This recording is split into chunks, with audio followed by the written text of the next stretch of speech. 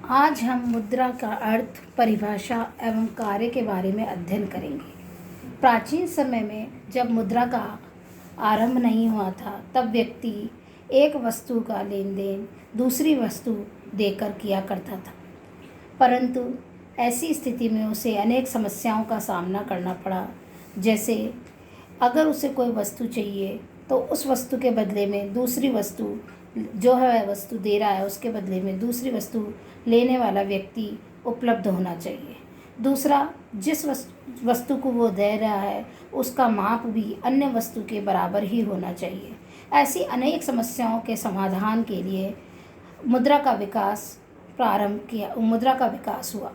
आवश्यकता आविष्कार की जननी है, अतः मुद्रा का विकास मानव सभ्यता के साथ साथ प्रारंभ हुआ। मानव के क्रमिक विकास के साथ वस्तु विनिमय प्रणाली में अनेक समस्याएं सामने आई, जिनके समाधान हेतु व्यक्ति को यह महसूस होने लगा कि कोई ऐसी वस्तु हो जिसके द्वारा वह अपनी आवश्यकताओं की संतुष्टि कर सके।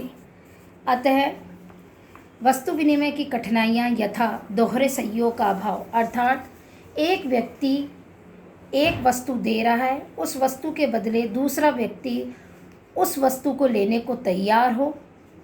दूसरा, मूल्य मापन एवं संचयन में कठिनाई, अर्थात वस्तुओं का संचय करके नहीं रख सकता व्यक्ति, और प्रत्येक वस्तु का मूल्य अलग अलग होता है, अतः उसको मापने में भी कठिनाई होने लगी। विभाजित्य की समस्या, विभाजन योग्य वस्तुएं जो होती है उनको तो हम एक वस्तु के बदले में दूसरी वस्तु देकर काम में ले सकते हैं, परंतु कुछ वस्तुएं ऐसी होती है जिनका मूल्य अधिक होता है और उन्हें विभाजित नहीं किया जा सकता। जैसे गाय, कंप्यूटर, या हम कहें कोई कुर्सी। अगर कुर्सी, गाय, कंप्यूटर इनको टुकड़ों में बांट दिया जाए तो इस वस्तु विशेष की उपयोगिता समाप्त हो जाएगी, अतः उस वस्तु के बदले में कोई दूसरी वस्तु देने को तैयार नहीं होता। भावी भुगतान की समस्या, व्यक्ति वस्तु के बदले में वस्तु देता था, अर्थात बार्टर सिस्टम के अंतर्गत एक वस्तु देके दूसरी वस्तु लेता था। भविष्य में उसे भुगतान करने की सुविधा का अभाव महसूस होता था। भावी भुगतान के आकलन में कठिनाई, भविष्य में हो सकता है किसी वस्तु विशेष का मूल्य अधिक हो और किसी का कम हो जाए। इस समस्या के कारण भी व्यक्ति उस वस्तु विशेष के बदले में लेन देन में कठिनाई महसूस करता था। ऐसी अनेक कठिनाइयों के समाधान के लिए एक ऐसी वस्तु की आवश्यकता महसूस की जाने लगी जो अन्य वस्तुओं के बदले में सार्वजनिक तौर पर, अर्थात प्रत्येक व्यक्ति उस वस्तु विशेष को स्वीकार कर सके। परिणाम स्वरूप मुद्रा का प्रादुर्भाव हुआ। सामान्य शब्दों में मुद्रा से आशय हम एक ऐसी वस्तु से ले सकते हैं जो प्रत्येक व्यक्ति अन्य वस्तु के बदले में देने को तैयार हो और लेने का तैयार हो। मुद्रा का प्रारंभ हिंदी भाषा के शब्द मुद्रा अंग्रेजी भाषा के मनी के रूपांतरण से हुआ है। मनी शब्द लैटिन भाषा के मोनोटा शब्द से बना है, जो कि रोम की देवी जूनो के नाम से प्रसिद्ध थी। मोनोटा के मंदिर में अनेक सिक्के अंकित किए गए थे, इसी कारण इन सिक्कों को मनी कहा जाने लगा। आधुनिक युग में मुद्रा वह वस्तु है जो विनिमय का माध्यम, मूल्य का मापक, ऋणों के भुगतान, संचय के साधन आदि के रूप में विभिन्न कार्यों को संपादित करती है तथा सामान्यतः जनता द्वारा निसंकोच स्वीकार की जाती है, मुद्रा कहलाती है।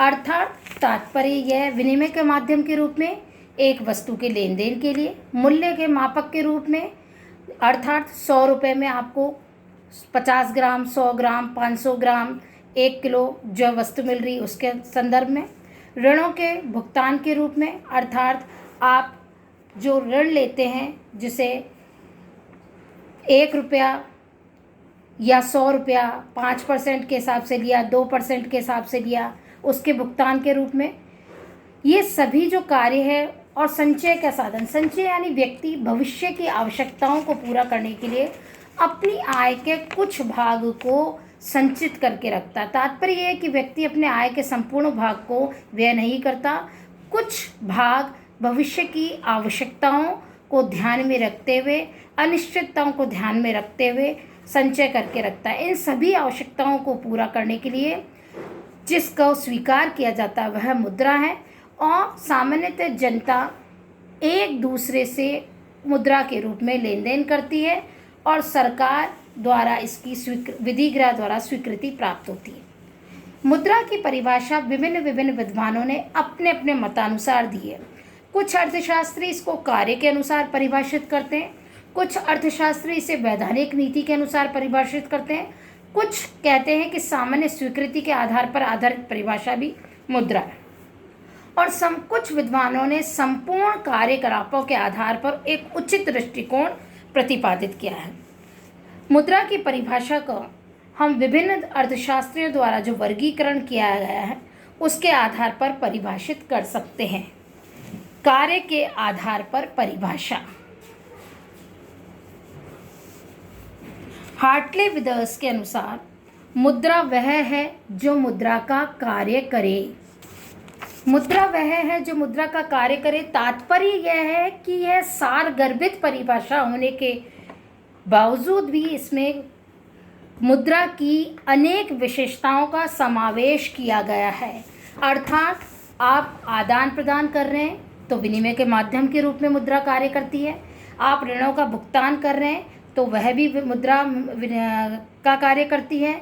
आप किसी व्यक्ति विशेष की आवश्यकताओं को पूरा करने के लिए उसे वस्तु के द्वारा आदान प्रदान कर रहे हैं तो वह मुद्रा के रूप में उस क्रय कर और विक्रय जो कर रहे हैं वह भी मुद्रा का कार्य है। इस प्रकार हार्टले विदर्स ने सारगर्भित परिभाषा में मुद्रा को बहुत अधिक विश्लेषणात्मक रूप से परिभाषित किया। एली के अनुसार दी गई परिभाषा। मुद्रा कोई भी ऐसी वस्तु है जो विनिमय के माध्यम के रूप में स्वतंत्रता पूर्वक हस्तांतरित होती है तथा सामान्य ऋणों के अंतिम भुगतान में ग्रहण की जाती है। अर्थात तात्पर्य यह है कि किसी भी विनिमय के माध्यम के रूप में कोई भी व्यक्ति उस वस्तु विशेष को अपनी इच्छा से स्वीकार करने को और हस्तांतरित करने को तैयार है तथा सामान्य ऋणों के अंतिम भुगतान, अर्थात आपने किसी व्यक्ति विशेष से जो ऋण लिया है उसके भुगतान के संदर्भ में भी मुद्रा ही स्वीकार की जाती है। बी, वैधानिक परिभाषा। वैधानिक जैसा कि नाम से ही प्रतीत हो रहा है, सरकार द्वारा कानून बनाकर किसी वस्तु विशेष को मुद्रा घोषित कर दिया जाए तो वह वस्तु मुद्रा कहलाती है। नैप के अनुसार कोई भी वस्तु जो राज्य के द्वारा मुद्रा घोषित कर दी जाती है मुद्रा हो जाती है। नैप कह रहे हैं कि राज्य के द्वारा घोषित वस्तु मुद्रा कहलाती है। तात्पर्य यह है कि हमारे यहाँ पर भारत में जैसे रुपया मुद्रा के रूप में चलन में है तो सरकार द्वारा विधि द्वारा निर्मित और स्वीकार्य मुद्रा रुपया है। Euro currency market foreign market में चलता है तो वहाँ पर वह प्रचलन में है। तो विधि द्वारा निश्चित की गई या घोषित की गई मुद्रा वैधानिक परिभाषा के अंतर्गत आती है। प्रोफेसर हार्ट्रे के अनुसार मुद्रा के दो पहलू होते हैं। प्रथम, यह हिसाब की इकाई है और द्वितीय, यह विधिग्राह है। हिसाब की इकाई से तात्पर्य यह है कि हम कौन कौन सी वस्तु कितने कितने रुपए में खरीदते हैं और उसका विश्लेषण करते हैं अंत में कि हमने 5,000 रुपये में इतना किलोग्राम चीज़ खरीदी या 5,000 रुपये में हमने इतनी विभिन्न प्रकार की वस्तुएं खरीदी। तो यह है हिसाब की इकाई के रूप में। और विधिग्राह यानी सरकार द्वारा घोषित की गई है वैधानिक परिभाषा ये है। सी है सामान्य स्वीकृति पर आधारित परिभाषा। इस वर्ग के अर्थशास्त्रियों के अनुसार वस्तु मुद्रा के रूप में प्रचलित होती है, वही वस्तु मुद्रा के रूप में प्रचलित होती है जो जनता द्वारा सामान्य रूप से स्वीकार की जाती है। सामान्य रूप से स्वीकार की जाती है का तात्पर्य यह है कि कोई भी व्यक्ति उस वस्तु विशेष को अगर दूसरे व्यक्ति द्वारा प्रस्तुत किया जाता है तो स्वीकार करने में असमर्थता जाहिर नहीं कर सकता है, अर्थात स्वीकार करने की बाध्यता है। सेलिंगमैन के अनुसार मुद्रा वह वस्तु है जिसे सामान्य स्वीकृति है, अर्थात सामान्य स्वीकृति का तात्पर्य है प्रत्येक व्यक्ति ए से लेकर जेड तक उस वस्तु को मुद्रा के रूप में स्वीकार करेगा। रॉबर्टसन के अनुसार मुद्रा वह वस्तु है जिसे विस्तृत क्षेत्रों में दायित्वों के भुगतान के रूप में स्वीकार किया गया है। दायित्वों के भुगतान से तात्पर्य यह है, अर्थात आपने कोई परिसंपत्ति खरीदी है उसका भुगतान करने के लिए, आप बाजार से कोई वस्तु खरीद रहे हैं उसका भुगतान करने के लिए, आप मार्केट से कोई खाने पीने की वस्तु ला रहे हैं उसका भुगतान करने के लिए, यह सभी दायित्वों के भुगतान के रूप में स्वीकार किया गया है। डी, उचित दृष्टिकोण पर आधारित परिभाषा। विभिन्न अर्थशास्त्रियों द्वारा दी गई परिभाषा के आधार पर भिन्न भिन्न विद्वानों ने अपने अपने मतानुसार परिभाषित किया मुद्रा को। उसके आधार पर एक उचित दृष्टिकोण प्रस्तुत किया गया। मुद्रा वह वस्तु है जो विनिमय का माध्यम तथा मूल्य मापन का कार्य करते हुए सरकार द्वारा मुद्रा के रूप में घोषित हो तथा जनता द्वारा मुद्रा के रूप में निसंकोच स्वीकार की जाती है। अर्थात मुद्रा के संपूर्ण कार्य तथा सरकार द्वारा घोषित की गई और प्रत्येक व्यक्ति द्वारा बिना किसी असमर्थता के स्वीकार की गई वस्तु को ही मुद्रा की श्रेणी में माना गया है। प्रस्तुत की गई परिभाषाओं के आधार पर हम यह विश्लेषण कर सकते हैं कि मुद्रा वह वस्तु है जिसमें निम्नलिखित विशेषताएं होनी चाहिए। फर्स्ट, मुद्रा में सामान्य स्वीकृति का गुण होना आवश्यक है, अर्थात प्रत्येक व्यक्ति उस वस्तु विशेष को बिना किसी समस्या के, असमर्थता के और बिना किसी रोक टोक के स्वीकार करने को बाध्य है और सहर्ष स्वीकार भी करता हो। दूसरा, मुद्रा ऐसी वस्तु होनी चाहिए जो लेन देन में प्रयुक्त हो, अर्थात आसानी से विनिमय के माध्यम के रूप में काम में ली जा सकती हो।